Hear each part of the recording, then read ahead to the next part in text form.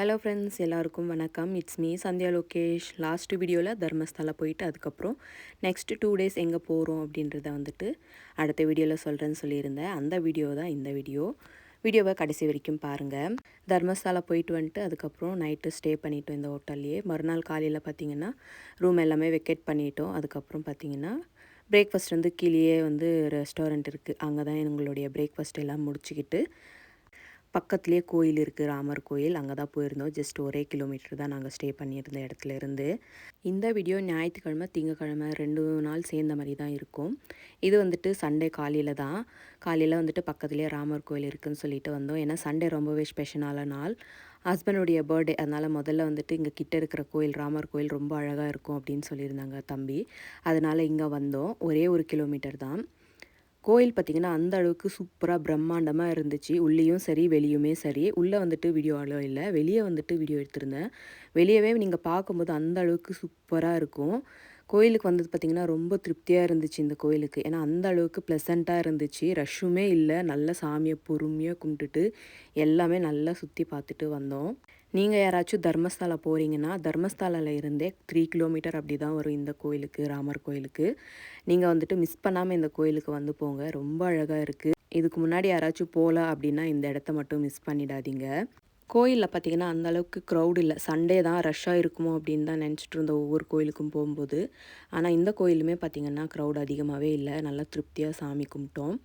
பாருங்கள், வேலைப்பாடுகள் எல்லாம் அந்த அளவுக்கு சூப்பராக இருக்குது. கோயில் பார்க்கவே வந்துட்டு ரொம்ப பிரம்மாண்டமாக இருந்துச்சு.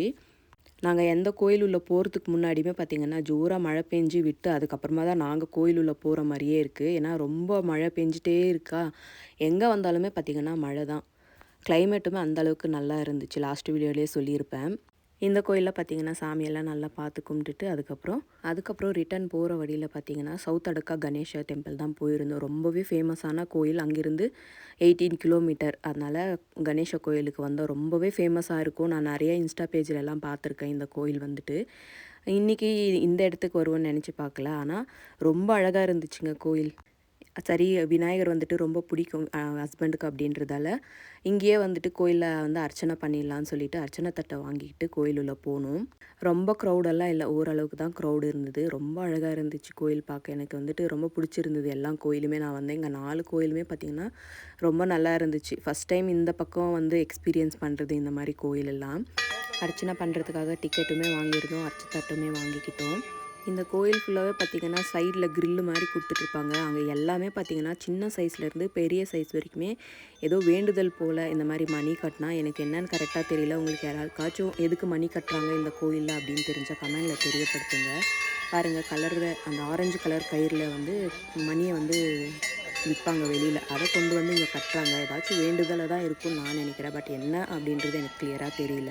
நல்லபடியாக அர்ச்சனை எல்லாமே முடிச்சுக்கிட்டு வெளியே வந்தோம். வரும்போது பார்த்திங்கன்னா மாடு வந்துட்டு வழியே விடலை. கையில் வந்துட்டு ஐயர் வந்து அருகம்புல் கொடுத்துருந்தாங்க, சாமிக்கிட்ட வச்சுருந்தது. அதை கையில் வச்சுருந்தா விடாமல் பிடுங்கி சாப்பிட்டுடுச்சு. வாழைப்பழம் கொடுத்தாலுமே சாப்பிடல, வழி மறிச்சிக்கிட்டே இருந்துச்சு.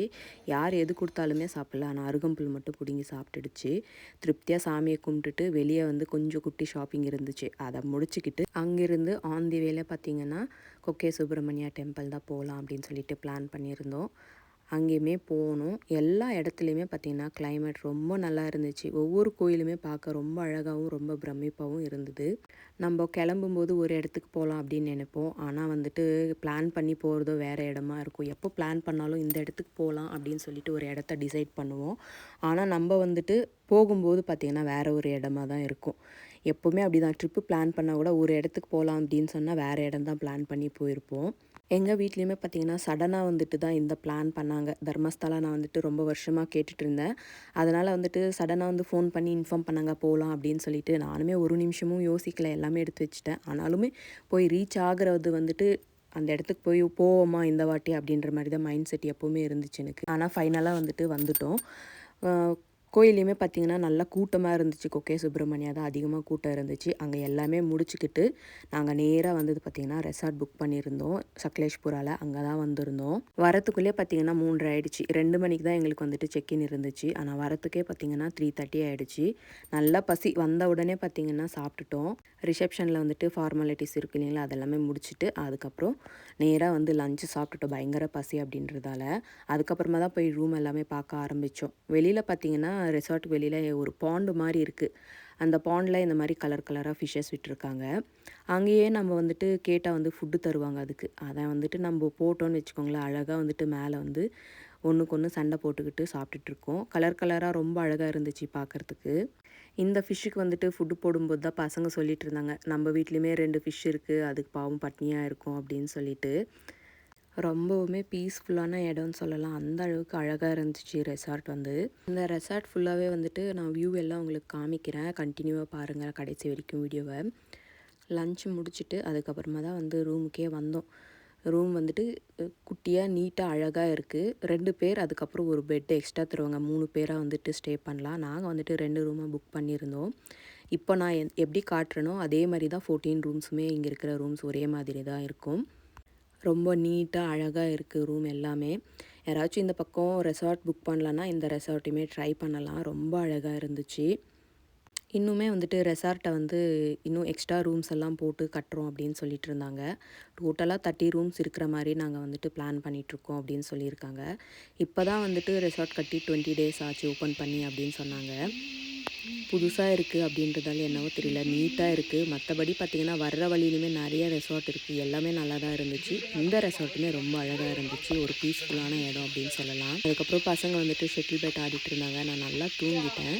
அதுக்கப்புறம் டின்னர் பார்த்திங்கன்னா ரூமுக்கே வர வச்சுட்டோம். சாப்பிட்டுட்டு தூங்கிட்டோம். அன்றைக்கி சண்டே ஃபுல்லாக அப்படி தான் போச்சு. நைட்டுமே பார்த்திங்கன்னா நைட் ஃபுல்லாகவே வந்துட்டு மழை பெஞ்சிட்டே இருந்துச்சு. மார்னிங் 5:30 வரைக்குமே.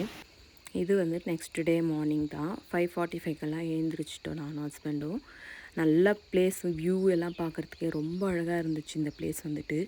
அந்த பறவைகளோட சத்தம், அதுக்கப்புறம் மயிலுமே கத்திட்டு இருந்துச்சு. இங்கே ஃபுல்லாக மயில் இருக்கிற மாதிரி இருக்குது. அதிகமாக வந்துட்டு அதுங்க கத்திகிட்ருக்கிற சவுண்டு, நல்ல ஒரு வியூ வந்துட்டு ரொம்ப சூப்பராக இருந்துச்சு. காலையில் நானும் ஹஸ்பண்டுமே பார்த்திங்கன்னா வாக்கிங் பண்ண ஆரம்பிச்சிட்டோம். நல்லா இருந்துச்சு இடம் வாக் பண்ணுறதுக்கு. அதனால் நல்லா வாக்கிங் போனோம். நான் ஒரு 4 ரவுண்ட்ஸ் தான் சுற்றினேங்க, என்னால் முடியல. அதுக்கப்புறம் வந்துட்டு ஹஸ்பண்ட் வந்துட்டு வாக்கிங் பண்ணிகிட்டே ஃபோன் பேசிக்கிட்டே பிஸியாக நல்லா வாக் பண்ணுறாங்க. அவங்க கூடலாம் என்னால் வந்துட்டு ஈடு கொடுத்து வாக் பண்ண முடியல. அதனால் வந்து நான் உட்காந்துட்டேன் கொஞ்சம் நேரம். எந்த ஒரு டென்ஷனுமே இல்லாமல் நல்லா ரிலாக்ஸாக இருக்கலாம் அப்படின்னா இந்த மாதிரி 2 நாள் வர்றதில் தப்பில்லை. நாங்கள் வந்துட்டு எப்போவுமே ஒரு 4-5 ஃபேமிலியாக வந்துட்டு சேர்ந்து ட்ரிப்பு போவோம். இது வந்துட்டு புது எக்ஸ்பீரியன்ஸ் எனக்கு. ஏன்னா நாங்கள் 4 பேர் வந்துட்டு எப்போவுமே தனியாக ட்ரிப்பு போனதே கிடையாது. இதுதான் ஃபஸ்ட் டைம். ஒரு நல்ல அனுபவமாகவும் இருந்துச்சு. எங்களுக்குள்ளேயே ஃபேமிலிக்குள்ளேயே நல்ல ஒரு டைம் ஸ்பெண்ட் பண்ண, நல்ல மனசு விட்டு பேச ஒரு நல்ல ஒரு டைம் கிடைச்ச மாதிரி இருந்தது. எங்களுக்குமே இந்த ரெசார்ட் வந்துட்டு ஃப்ரெண்ட் ஒருத்தவங்க தான் வந்துட்டு சஜஸ்ட் பண்ணாங்க. இந்த ரெசார்ட் நாங்கள் புக் பண்ணியிருக்கோம், நெக்ஸ்ட் வீக் போகிறோம் அப்படின்னு சொல்லியிருந்தாங்க. எங்களுக்கு பார்த்திங்கன்னா சண்டே வந்துட்டு 2 மணிக்கு வந்து செக்இன் பண்ணுற மாதிரி தான் கிடச்சிது. அதுக்கு முன்னாடி கிடைக்கல. பிஃபோராக கிடச்சிருந்தா நாங்கள் ஃபஸ்ட்டு இங்கே வந்துட்டு ஸ்டே பண்ணிவிட்டு அதுக்கப்புறம் தர்மஸ்தால போகிற பிளானில் தான் இருந்தோம். பட் அங்கே எல்லாம் முடிச்சுக்கிட்டு அதுக்கப்புறமா தான் ரெசார்ட்டுக்கு வந்து சண்டே அதுக்கப்புறம் மண்டே 1 o'clock வரைக்கும் இருந்தோம். ரெசார்ட்டுமே அழகாக இருந்துச்சு.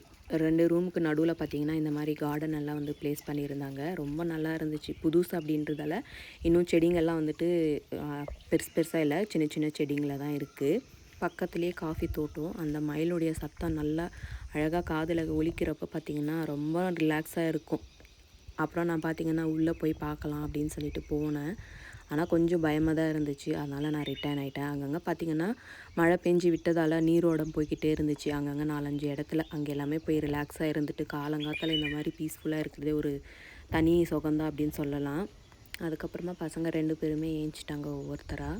பாப்பா வந்துட்டு அவங்க அப்பா கூட கொஞ்சம் நேரம் வாக்கிங் பண்ணால். அதுக்கப்புறம் போயிட்டு சைக்கிள் எடுத்துகிட்டு வந்து ஃபுல்லாக சைக்கிளில் ரவுண்ட் அடிச்சுட்டே இருந்தால். இந்த 14 ரூமுக்குமே நாங்கள் ஒரே ஒரு ஃபேமிலி தான். அதுக்கப்புறம் நைட் பார்த்திங்கன்னா இன்னொரு ஃபேமிலி வந்தாங்க. 2 ஃபேமிலி தான் டோட்டலாக இருந்தது. நம்ம புக் பண்ணிட்டோன்னா ஒன்ஸ் வந்துட்டு ஃபுட் எல்லாமே இன்க்ளூடட் தான். எல்லாருமே ஃபுல்லாகிடுச்சுன்னா பஃபே சிஸ்டம் வைக்கிறாங்க. 2, 3 ஃபேமிலி, ஒரு ஃபேமிலி இருந்தாலுமே என்னென்ன மெனு இருக்குது அப்படின்னு சொல்லிட்டு அவங்க டைமுக்குமே வந்துட்டு கேட்பாங்க. ஒரு பர்ட்டிகுலர் மெனு கொடுப்பாங்க. அதில் நம்மளுக்கு எது எது வேணுமோ அதை சொன்னோன்னா அவங்க வந்துட்டு நம்ம டைனிங் ஹாலுக்கே வந்து சாப்பிட்றதா இருந்தாலும் சாப்பிட்லாம், இல்லை ரூமுக்கே கொண்டு வந்து கொடுக்குறோம் அப்படின்னு சொன்னாலும் சொல்கிறாங்க. நம்ம ரூமுக்குமே வாங்கிக்கலாம். அதுக்கப்புறம் காலையில் பிரேக்ஃபாஸ்ட் வந்துட்டு எங்ககிட்டயே கேட்டாங்க என்னென்ன மெனு இருக்குதுன்னு கொண்டு வந்துட்டு. அதுக்கப்புறம் நாங்களுமே பார்த்திங்கன்னா எங்களுக்கு என்ன பிடிக்குமோ அதை சொல்லிட்டோம்.